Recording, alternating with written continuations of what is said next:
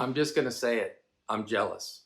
For me, this will always be the project that could have been. When we started, I wasn't going to be an occasional video or Zoom, but be there in person, becoming part of a community of librarians dedicated to their communities and the profession across borders. I'm jealous because that's exactly what I see there now. Everyone part of that community. Through our rough start in lockdowns and the move to Zoom and then trips and dinners and meetings, you have built a new community. One that I don't think will stop after this meeting. We've seen examples of great librarianship, been challenged with new ideas and found common ground. But more importantly, we have seen the value of what we don't hold in common and how that is a strength of diversity. For too long, our profession has been focused on replication and adoption. Under the name of best practice or toolkit. For too long, folks have seen librarians as a sort of variation on a theme. For too long, through the 20th century, we have fought with the idea of the ideal blueprint for a library. Associations, standards committees, and yes, library scholars have looked to be efficient and universal.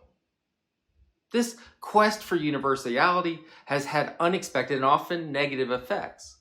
Far from finding one library to serve all, we have seen attempts to standardize libraries through a disconnect from those we seek to serve.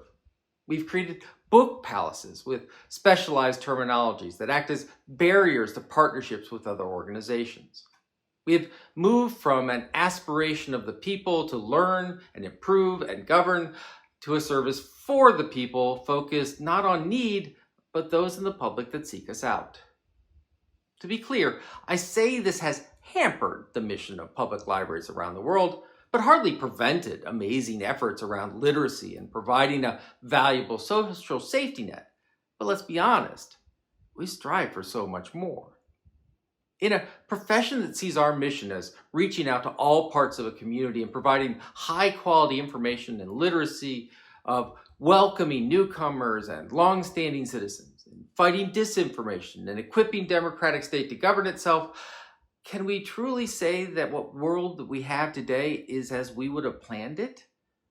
Is it success when we see a growing wealth disparity, a rise in authoritarianism, war-focused bot networks meant to divide the populace, a rise of technological determinism that believes poverty can be solved with an app, and declining educational attainment? Can we see this as the success of the public library system? I know. We can hardly lay all the blame of societies and the woes of the world on the feet of the public library.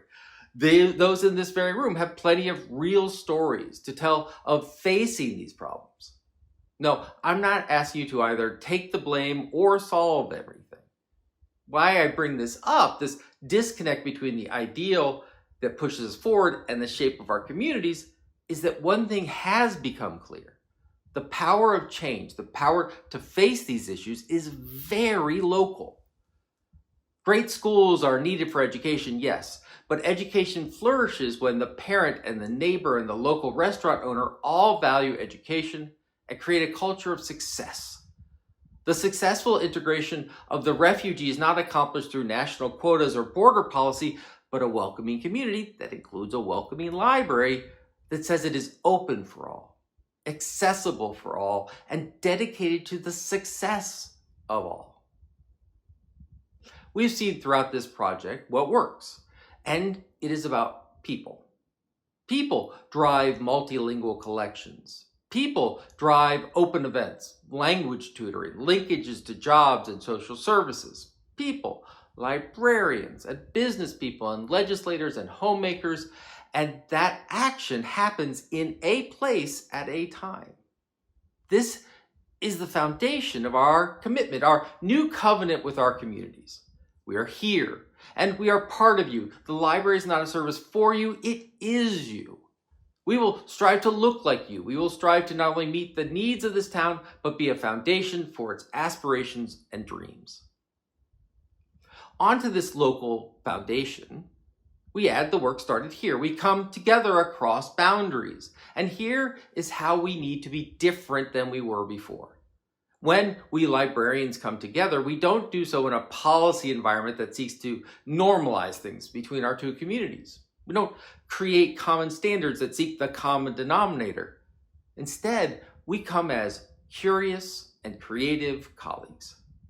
We, the librarians and the library staff, we connect and serve as the commonality.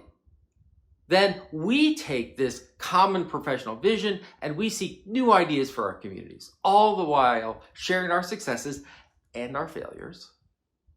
As a curious professional, we constantly ask if the new idea or program will fit in our unique world of the local publics we serve, and then we adapt, not adopt, but change to meet the local unique situation. Our networks, our associations, our meetings, our cross-border projects become peer-to-peer networks. They become focused not on building standards or finding a single solution, but they are peer learning networks. We come together to build a playground of ideas and opportunities. We fill this playground with stories. And then we take these stories and these ideas and we invite our local neighbors to play and share as well. And this diversity in the profession that makes these amazing playgrounds of public service then act as beacons attracting in business and government and non-for-profits and philanthropists and architects to play as well. We welcome in these folks and invite them to share as well and then to live up to the values of our field. We demonstrate in the most striking way that by promoting intellectual freedom, intellectual honesty, diversity, and openness, all parts of a society can work together to heal our nations. That we can all do both good and do well. And I know we can do it. In the face of absolute horrors through the last century, libraries survived. Libraries preserved cultural heritage through bombings and extremism.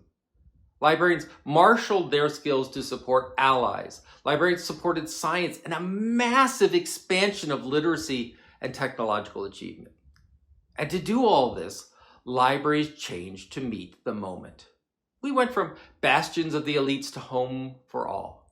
We transformed the collection of literature from a questionable use of resources to the very heart of our mission in literacy.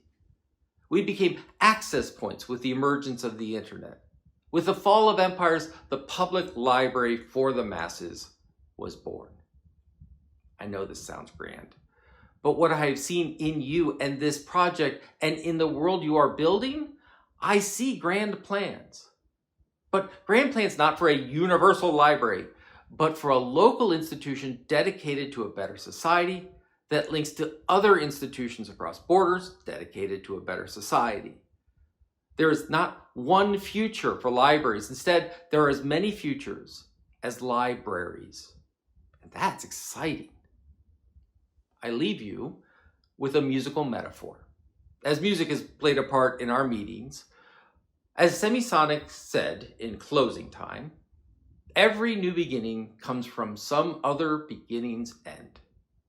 We are at the end of Newcomer, but let us make this a new beginning for a more connected profession, a more empathetic and diverse profession. Let us make this next step to our better society starting at home, but forged in partners with peers. I thank you for letting me, even in a limited way, be part of that new beginning.